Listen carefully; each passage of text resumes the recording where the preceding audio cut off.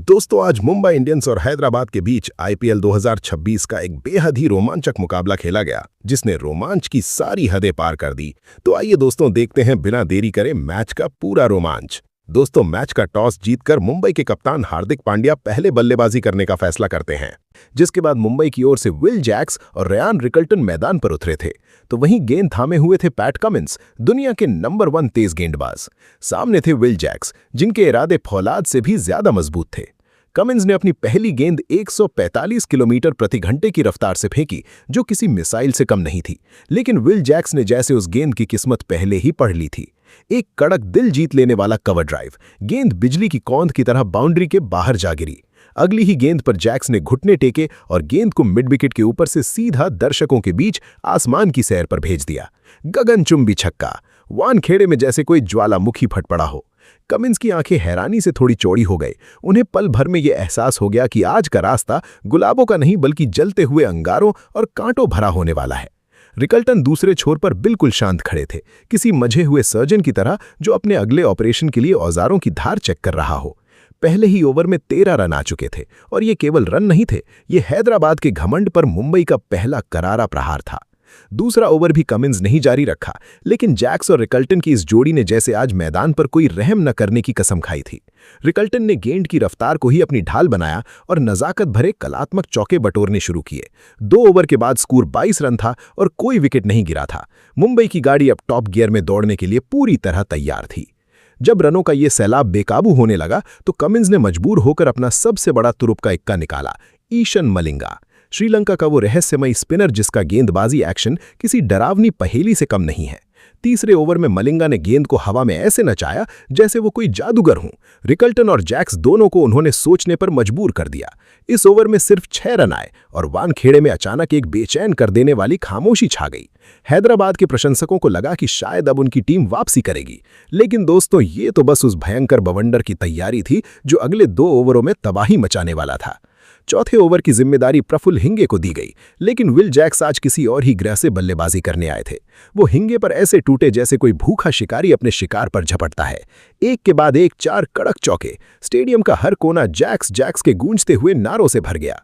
लेकिन असली कत्लेआम तो 5वें ओवर में हुआ जब साकिब हुसैन को गेंद थमाई गई। रिकल्टन ने अब अपना वो रूप दिखाया जिसे देख गेंदबाज पनाह मांगने लगे। एक ही ओवर में 18 रन। साकिब की लाइन और लेंथ जैसे वानखेड़े की हवा में कहीं खो गई थी। गेंदबाज का आत्मविश्वास पूरी तरह डरक चुका था और वानखेड़े का शोर अब बादलों को चीर रहा था। पावर प्ले खत्म होने तक स्कोर 75 रन हो चुका था और मुंबई ने एक ऐसी मजबूत बुनियाद रख दी थी जिस पर रनों का एक विशाल महल खड़ा होना अब निश्चित था। मगर क्रिकेट की खूबसूरती ही उसकी अनिश्चितता में है। जब सब कुछ सही लग रहा था तभी 7वें ओवर में नीतीश कुमार रेड्डी ने वो चमत्कार कर दिखाया जिसकी उम्मीद हैदराबाद का कट्टर से कट्टर समर्थक भी नहीं कर रहा था। विल जैक्स 46 रन 22 गेंदें, एक ऐसी पारी जो किसी चक्रवात की तरह आई और सब कुछ तहस नहस कर गई। लेकिन एक छोटी सी गलती और जैक्स का सफर खत्म हुआ। पूरा स्टेडियम एक पल के लिए उदास हुआ, लेकिन जैसे ही जैक्स पवेलियन की तरफ मुड़े सारा का सारा वानखेड़े अपनी सीटों पर खड़ा हो गया। क्यों? क्योंकि अब मैदान पर कदम रख रहे थे मिस्टर 360 सूर्य कुमार यादव। शोर इतना था कि लगा शायद कान के पर्दे फट जाएंगे, लेकिन आज नियति को कुछ और ही मंजूर था। ईशन मलिंगा ने अपनी फिरकी का ऐसा मायाजाल बुना कि सूर्या जैसा महान बल्लेबाज भी उसमें फंस गया और सिर्फ 5 रन बनाकर अपना कैच थमा बैठा। वानखेड़े का एक बड़ा हिस्सा जैसे सुन्न पड़ गया, मानो किसी ने चलती हुई फिल्म को पॉज कर दिया हो। 2 बड़े झटके लग चुके थे और मुंबई की पारी अचानक लड़खड़ाती हुई दिखने लगी थी। रयान रिकल्टन अब क्रीज पर अकेले खड़े थे और यहीं से शुरू हुआ उनका वो असली इम्तिहान जिसके लिए क्रिकेट का इतिहास उन्हें युगों युगों तक याद रखेगा। उनका साथ देने के लिए युवा नमन धीर मैदान पर आए। रिकल्टन ने देखा कि बड़े सितारे बुझ चुके हैं, लेकिन उन्होंने अपना मानसिक संतुलन नहीं खोया। वो अब एक ह्यूमन एल्गोरिदम की तरह बल्लेबाजी कर रहे थे। हर गेंद की लाइन को भांपना, फील्डर की पोजीशन को अपनी आंखों में स्कैन करना और फिर उसे बिना किसी रहम के बाउंड्री के बाहर का रास्ता दिखाना। 10वें ओवर में साकिब हुसैन की वापसी हुई, लेकिन रिकल्टन का बल्ला अब आग उगल रहा था। उन्होंने साकिब को फिर से आड़े हाथों लिया और 13 रन बटोरे। इसी के साथ रिकल्टन ने अपना अर्धशतक पूरा किया, लेकिन उन्होंने कोई बड़ा जश्न नहीं मनाया, बस अपना बल्ला हल्का सा उठाया। उनकी आंखों में अभी भी एक बड़ी मंजिल की तलाश साफ झलक रही थी। उन्हें पता था कि काम अभी आधा भी नहीं हुआ है। 11वें ओवर में हर्ष दुबे को रिकल्टन ने अपने निशाने पर लिया। एक ही ओवर में 19 रन कूट डाले। अब मैच की लगाम पूरी तरह मुंबई की मुट्ठी में थी। नमन धीर ने 22 रनों की एक छोटी लेकिन बेहद कीमती पारी खेली, जिससे रिकल्टन पर से दबाव कम हुआ। लेकिन तभी प्रफुल्ल हिंगे ने नमन धीर को आउट कर मुंबई को तीसरा झटका दिया। स्कोर 181 रन था और विकेट 3 गिर चुके थे। अब घड़ी की सुइयां उस पल की ओर इशारा कर रही थी जिसका इंतजार हर कोई कर रहा था। मैदान पर एंट्री हुई उस खिलाड़ी की जिसे दुनिया कुंग-फू पांड्या के नाम से जानती है। हार्दिक पांड्या जब मैदान पर उतरते हैं तो मैच की तासीर अपने आप बदल जाती है। उन्होंने आते ही मलिंगा के ओवर में 13 रन ठोककर अपने इरादे साफ कर दिए।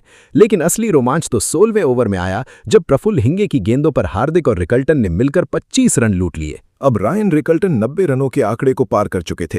पूरा का पूरा वानखेड़े स्टेडियम अपनी सांसें रोककर खड़ा था। 17वां ओवर लेकर आए खुद कप्तान पैट कमिंस। रिकल्टन ने पहली गेंद पर एक समझदारी भरा सिंगल लिया, फिर एक डबल, और अंत में वो जादुई ऐतिहासिक लम्हा आया, रायन रिकल्टन का शतक। T20 क्रिकेट के सबसे बड़े मंच पर दबाव के पहाड़ों के बीच सिर्फ 50 गेंदों से भी कम में ये कारनामा। वानखेड़े में जैसे हजारों बिजलियां एक साथ कड़क उठी हों। रिकल्टन ने अपना बल्ला आसमान की तरफ उठाया, अपनी आंखें बंद कीं और उस ऊपर वाले का शुक्रिया अदा किया। ये सिर्फ एक शतक नहीं था, ये एक योद्धा का अपनी टीम की असमत के लिए दिया गया सर्वोच्च और सबसे सुंदर बलिदान था। शतक पूरा होने के बाद रिकल्टन और भी ज्यादा खतरनाक हो गए, जैसे उनके कंधों से सारा बोझ उतर गया हो। मैच अब अपने अंतिम पड़ाव अपने चरम पर था। हार्दिक पांड्या 31 रनों की एक छोटी लेकिन बेहद तूफानी और असरदार पारी खेलकर साकिब का शिकार बने। उनके बाद तिलक वर्मा मैदान पर आए। उन्होंने आते ही अपनी क्लास दिखाई और एक शानदार छक्का जड़ा, लेकिन वो भी ज्यादा देर टिक नहीं पाए। मगर रिकल्टन, वो आज वहां से हिलने के लिए तैयार नहीं थे। वो आज अमर होने की ठान कर आए थे। 20वां और आखिरी ओवर, साकिब हुसैन के सामने रिकल्टन। पहली गेंद और रिकल्टन का बल्ला चला। गेंद मिड विकेट के ऊपर से दर्शकों के बीच कहीं खो गई। अगली गेंद पर एक और कड़क जमीन फाड़ देने वाला चौका, और आखिरी गेंद पर एक जोरदार प्रहार के साथ पारी का अंत हुआ। रायन रिकल्टन 123 रन, मात्र 55 गेंदें, 10 बेमिसाल चौके और 8 आसमानी छक्के। ये केवल एक पारी नहीं थी, ये क्रिकेट के मैदान पर लिखा गया एक आधुनिक महाकाव्य था। मुंबई ने स्कोरबोर्ड पर 237 रनों का वो विशाल हिमालय खड़ा कर दिया था, जिसे लांघना किसी भी टीम के लिए नामुमकिन सा लग रहा था। जब रायन रिकल्टन अपनी इस ऐतिहासिक पारी को खत्म कर डगआउट की तरफ वापस लौट रहे थे तो नजारा देखने लायक था। विरोधी टीम के कप्तान पैट कमिंस और हैदराबाद के तमाम खिलाड़ी भी अपनी खेल भावना दिखाते हुए रिकल्टन के सम्मान में तालियां बजा रहे थे। वानखेड़े ने आज एक नया सुल्तान, एक नया शहंशाह बनते देखा था। 237 रनों का ये पहाड़, क्या हैदराबाद की टीम इसे लांघने का साहस जुटा पाएगी? क्या पैट कमिंस की अनुशासित सेना इस करारी हार का घाव सह पाएगी और पलटवार करेगी? ये तो आने वाला वक्त ही तय करेगा। लेकिन आज की ये मदहोश कर देने वाली शाम, वानखेड़े का ये कभी ना खत्म होने वाला शोर और रायन रिकल्टन का वो जादुई बल्ला, ये सब अब क्रिकेट के सुनहरे इतिहास के पन्नों पर हमेशा हमेशा के लिए दर्ज हो चुका है। रिकल्टन की इस पारी ने यह साबित कर दिया कि क्रिकेट में नाम से बड़ा जिगरा होता है। अगर आपको इस गुमनाम नायक का जज्बा, उसकी मेहनत और ये शानदार पारी पसंद आई है तो इस कहानी को अपने दिल में जगह दें। वानखेड़े की पिच गवाह है कि जब एक इंसान अपनी पूरी ताकत और शिद्दत के साथ मैदान पर उतरता है तो किस्मत को भी उसके सामने झुकना पड़ता है। रिकल्टन के हर शॉट में एक कहानी थी, हर छक्के में एक संघर्ष था और हर चौके में एक जवाब था उन लोगों के लिए जो उन्हें कम आंकते थे। अब सवाल यह है कि क्या रिकल्टन मौजूदा समय के सबसे बेहतरीन और अंडररेटेड खिलाड़ी बन चुके हैं? इस पर अपनी राय जरूर दीजिएगा, क्योंकि क्रिकेट की ये जंग, ये जुनून और ये पागलपन अभी खत्म नहीं हुआ है। ये तो बस एक नए युग की शुरुआत है। वानखेड़े की दूधिया रोशनी में नहाया हुआ वो मैदान आज भी रिकल्टन के नाम के नारों से गूंज रहा है। समुद्र की लहरें भी जैसे रिकल्टन की इस पारी की लय पर नाच रही हैं। ये मैच आने वाली पीढ़ियों के लिए एक मिसाल बनेगा कि कैसे दबाव के क्षणों में अपने आप को शांत रखकर दुनिया को जीता जाता है। रायन रिकल्टन, आपने आज करोड़ों दिलों की धड़कनों को एक लय दी है। मुंबई की इस जीत की गूंज बहुत दूर तक जाएगी और हैदराबाद की टीम को अपनी रणनीतियों पर फिर से विचार करने के लिए मजबूर करेगी। लेकिन इस सब के बीच जो एक तस्वीर हमेशा के लिए अमर हो गई है, वो है रिकल्टन का वो शांत चेहरा और उनका वो गरजता हुआ बल्ला। आज की रात सिर्फ रिकल्टन की है, आज का ये मैदान सिर्फ रिकल्टन का है और आज का ये क्रिकेट सिर्फ और सिर्फ रिकल्टन की महानता का गवाह है। क्रिकेट का ये रोमांच, ये उतार चढ़ाव और ये भावनाओं का समंदर ही तो है जो हमें इस खेल से प्यार करने पर मजबूर करता है। आज रिकल्टन ने दिखाया कि एक अकेला खिलाड़ी भी पूरे मैच का रुख मोड़ सकता है।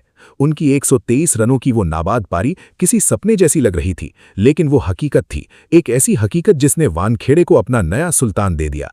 अब जब लाइट्स धीरे धीरे बंद होंगी और स्टेडियम खाली होगा, तब भी हवाओं में रिकल्टन के उन छक्कों की गूंज बाकी रहेगी। ये क्रिकेट का असली जादू है और हम इस जादू के गवाह बनकर अपने आप को खुशनसीब महसूस कर रहे हैं। क्रिकेट की ये महागाथा जारी रहेगी, नए सितारे आएंगे, नए रिकॉर्ड बनेंगे, लेकिन रायन रिकल्टन की ये वानखेड़े स्पेशल पारी हमेशा हमारे जहन में एक ताज़ा घाव की तरह नहीं, बल्कि एक मीठी याद की तरह बसी रहेगी। शुक्रिया रायन इस बेमिसाल मनोरंजन के लिए, शुक्रिया वानखेड़े इस ऐतिहासिक रात के लिए।